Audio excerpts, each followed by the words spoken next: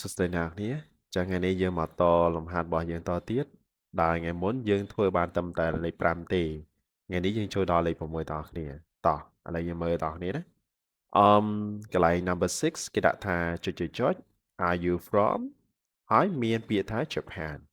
កន្លែងនេះគេចង់ប្រាប់អ្នកគ្នាថាសំណួរនោះគឺសួររពីប្រទេសឬក៏សួររពីទីកន្លែងណាមួយអញ្ចឹងណា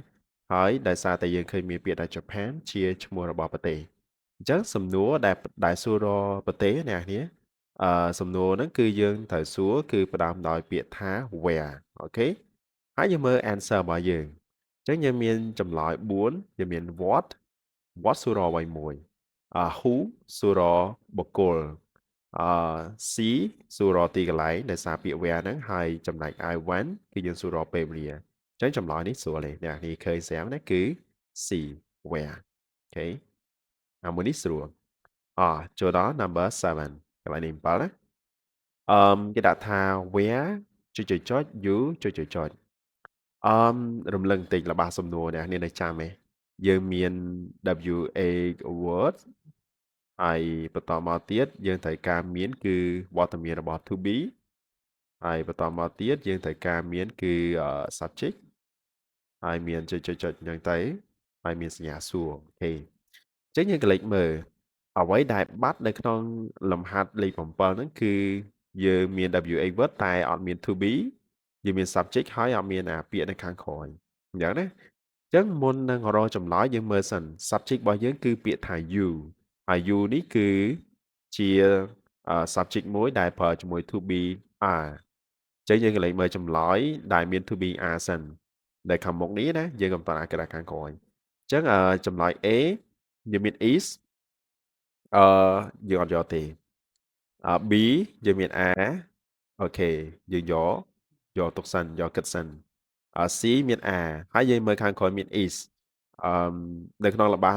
មួយมันអាចមាន to be 2នៅបែបហ្នឹងបានទេអញ្ចឹងយើងអត់យក C ទេហើយចំណែក D គឺយើងមាន are ហើយខាងក្រោយមានពាក្យ from អញ្ចឹងចម្លើយគឺមាន B និង D សំណួរសួរតែយើងសួរថា where are you in ឬក៏ where are you from អូខេអញ្ចឹងណា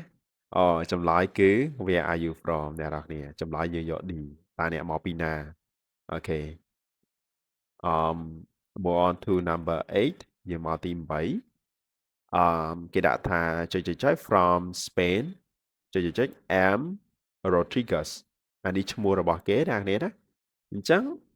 របស់ខាងមុខគឺបង្ហាញថាគាត់មកពីប្រទេសណាហើយគាត់ឈ្មោះអីអញ្ចឹងនេះគឺសំដៅលើមនុស្សតែមួយទេអ្នកនាងហើយបើមនុស្សតែមួយសពនាមដែលយើងនិយាយពីខ្លួនឯងណាគឺយើងប្រើ am ឬក៏ I am ហ្នឹងឯងអញ្ចឹងចម្លើយអត់ប្រមាថដែរអ្នកនេះគឺ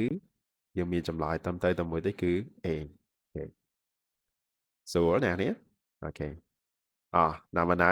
9នេះឈ្មោះទេអ្នកនាងណាយើងអានតាមអឺពាក្យរបស់វាសិនយ៉ាងថា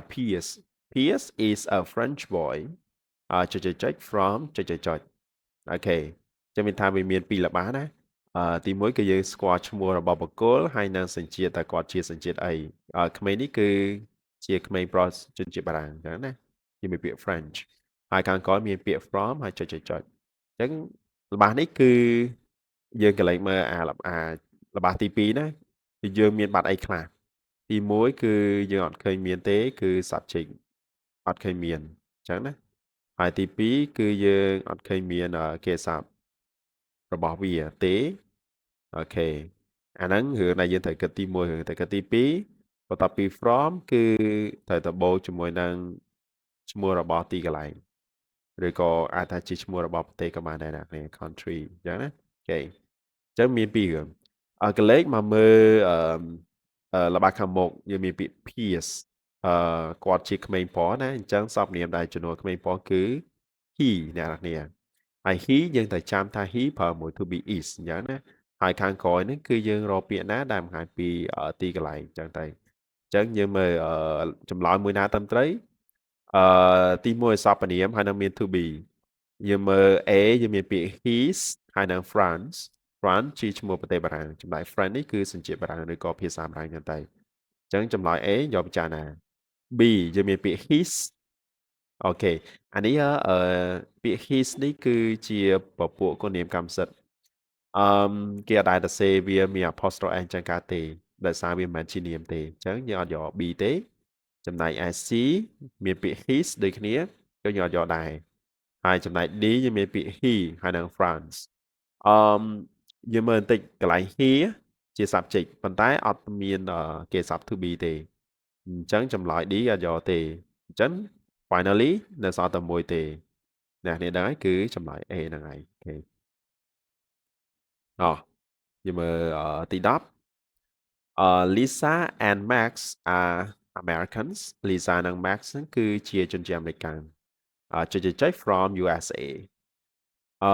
កន្លែងនេះស្តៀងជាមួយនឹងលំហាត់លេខ9ដែរតែថងថានៅទីនេះគេមាន from ហើយគេដាក់ USA មានទីកន្លែងឲ្យស្រាប់អញ្ចឹងយើងត្រូវគិតដល់អីលំហាត់នេះគឺបាត់វត្តមានប្រធានហើយនិងគេស័ព្ទ to be អញ្ចឹងយើងមើលមនុស្ស2នាក់សព្វនាមនៃជំនួសគឺប្រើ they ហើយ they យើងប្រើជាមួយនឹង to be are កលេចមកមើលចម្លើយរបស់យើង A យើងមានពាក្យ there អត់យកទេ B នេះក៏ there ដែរថន there នេះគឺជាពពួកគុណនាមកម្មសិទ្ធិក៏យកដែរអឺចំណែក ID ក៏មាន there ដែរក៏យកដែរ finally យើងមានតែមួយទេចម្លើយគឺ C អូខេអ្នកនរគ្នាយ៉ាងម៉េចដែរការដោះស្រាយលំហាត់របស់យើងពីលេខ6ដល់លេខ10សង្ឃឹមអ្នកគ្នាតណាអញ្ចឹងវីដេអូរបស់យើងមានប៉ុណ្ណឹងសិនហើយលំហាត់ចាប់ពីលេខ11ហើយលេខតទៀតយើងនឹងទៅរៀនដោះស្រាយតទៀតនៅវីដេអូពេលក្រោយទៀតអរគុណ